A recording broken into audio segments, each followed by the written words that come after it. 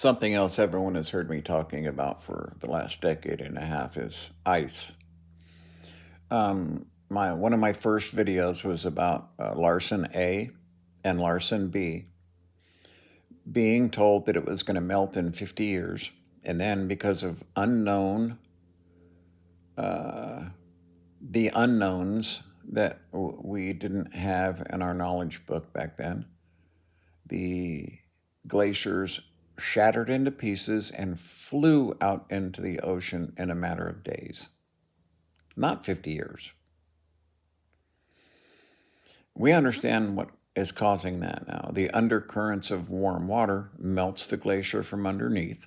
That then propagates these karst lakes, giant cracks form, and the glacier literally explodes. And back then, they were playing it down, and they're still playing it down. They always play it down. CNN is owned by oil. CNN is owned by big oil. That's just a fact. So listen to what they say here. Thwaites, now you see they can't deny it anymore, so now they just lie. You're going to hear the term 50 years for the next 50 years, trust me.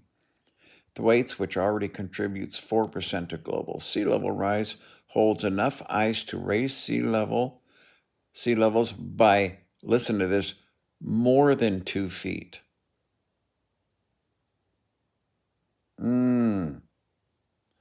Well, you see, science disagrees with that. Not that what they're saying here is absolutely correct. It holds enough ice to raise sea levels by more than 2 feet. Do you want to know how much more than 2 feet? Because they don't tell you in this fucking article. Why would they? Why would they want you to be completely freaked the fuck out when we're talking 3 meters? That's 9 feet. Because it also acts as a natural dam to surrounding ice in West Antarctica. Scientists have estimated its complete collapse could ultimately lead to around 10 feet of sea level rise.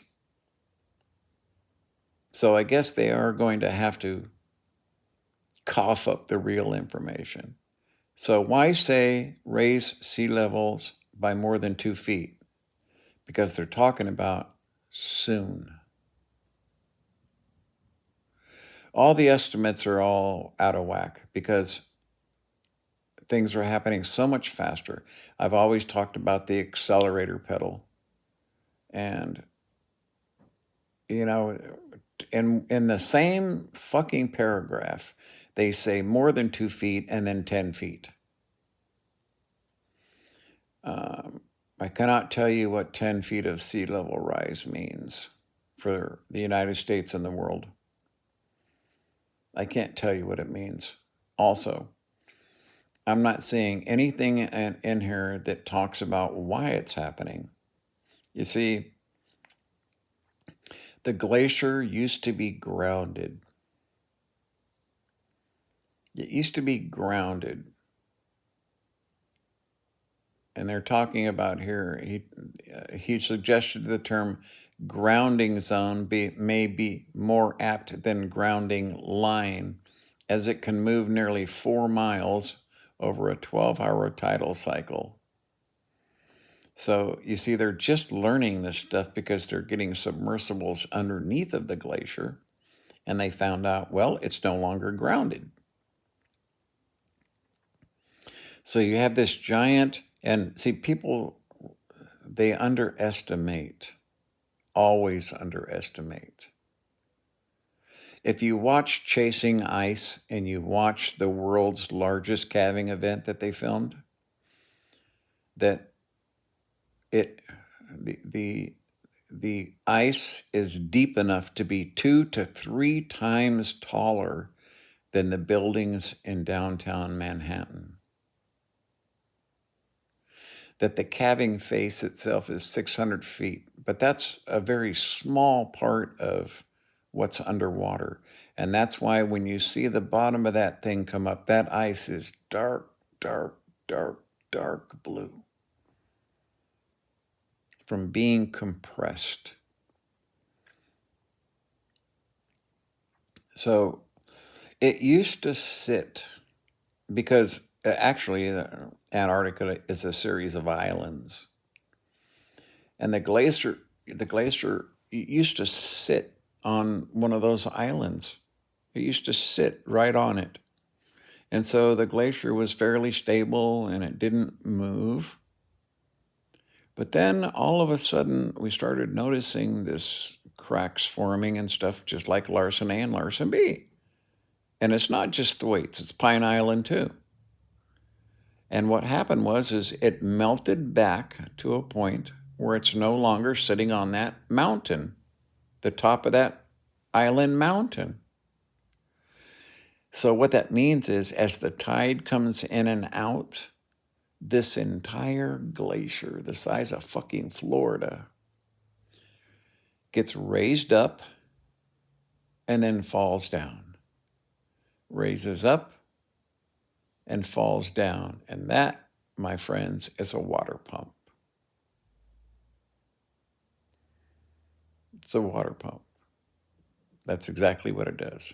It raises up and it sucks in all this warm water, and then it crashes back down and pushes it out, and then sucks in more warm water, and then pushes it out. And it's been doing that now since it was ungrounded, and they're starting to see all of the giant cracks that we saw in Larsen A and Larsen B start to appear on Thwaites and Pine Island. And this is very worrying. It's 3 meters. When Thwaites explodes and falls apart, it now has more surface area. More of the underwater part of the glacier is being exposed to warmer salt water. And we're talking 20 years. We're talking when my great-granddaughter is just starting to become an adult. The flooding that could be occurring in places like the San Francisco Bay Area.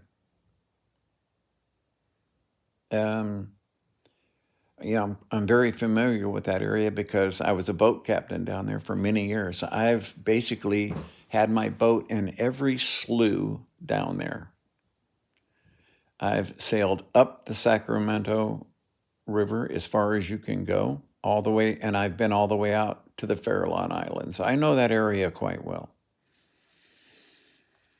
If you go to the freeway, if you're on 80 and you're looking at the flats, on your right-hand side are the flats where people build all these wooden statues out of driftwood. It's pretty cool. They've been doing it forever. On your left-hand side is Berkeley. Now, if you raise the sea level there 3 feet, it's going to be crossing across that flat over the road into Berkeley Prime. And now, once it's there, we're talking that entire metro complex, basically from Pinole, Rodeo, that's where the bridge is that crosses to Vallejo, all the way around that coastal zone, all down through Alameda, and, Oakland. All of that is going to be under 1 foot of water. But in Florida, all those hotels that are on the coast, unusable, unless they're going to start building seawalls. Now, I had a long video talking about seawalls in Florida. No one is going to want to live in a fucking beach house. And if you look at those beach houses in Florida now, I could show you pictures where they've got their boat docked right outside their house. And there's only 2 feet distance between the high tide mark and their lawn. Their fucking lawn.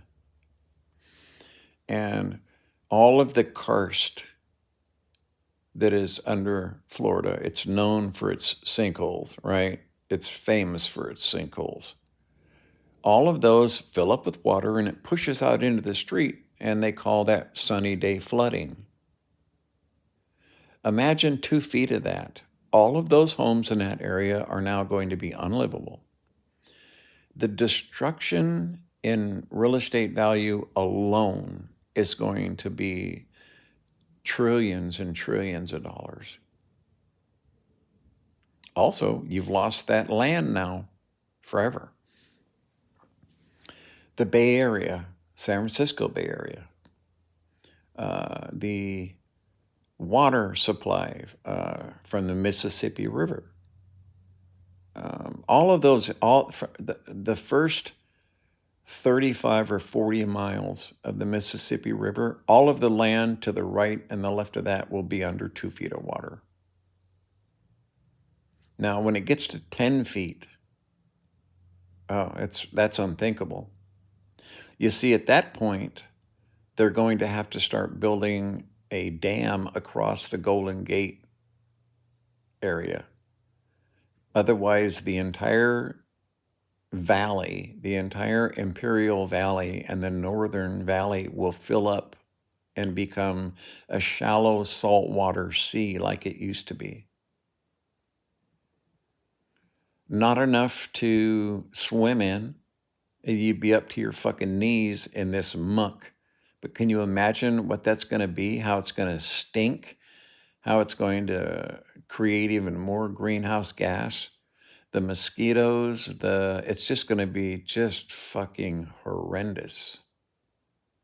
All of the work, the mitigation work that we should be doing now is not being done because of articles like this. Well, it could be as much as 2 feet. And then they tell you the truth later on in the paragraph that it could be 10 feet.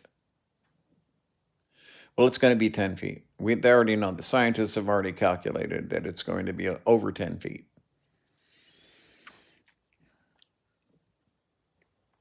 We do nothing.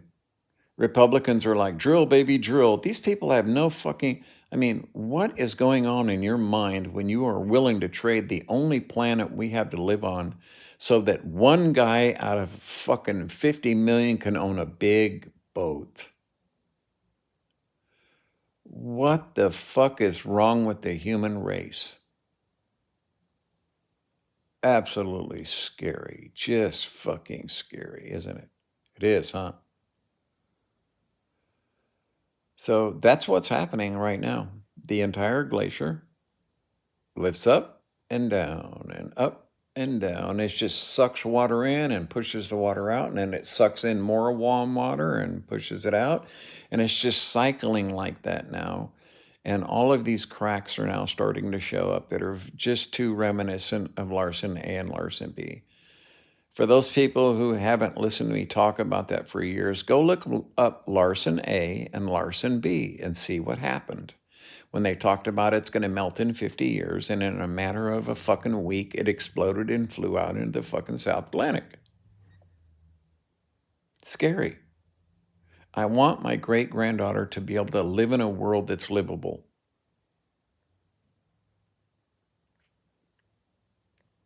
If you own property in Florida and you're not more than 10 feet above sea level, you're fucked. That's why the gentrification is happening now. You see, the smart people understand what's going to happen. That all those properties that everybody's, $20 million home because it's right there, the water's right there, and here's your boat, and here's your $20 million home, is going to be a $20 million swamp. The smart money knows that. They're the ones lying, and therefore they understand the truth, is that Thwaites is going to melt. It's not if, it is going to melt. Now they're trying to figure out how fast. And every time they look, they find out it's happening faster than they thought the time before. And that's because we've crossed many tipping points. Okay? So I had to get that off my chest. When I read an article where they want to downplay it, but then they have to tell you the truth because they're going to get called out if they don't. And it's in the same paragraph, is for me disgusting because Big Oil owns that news agency.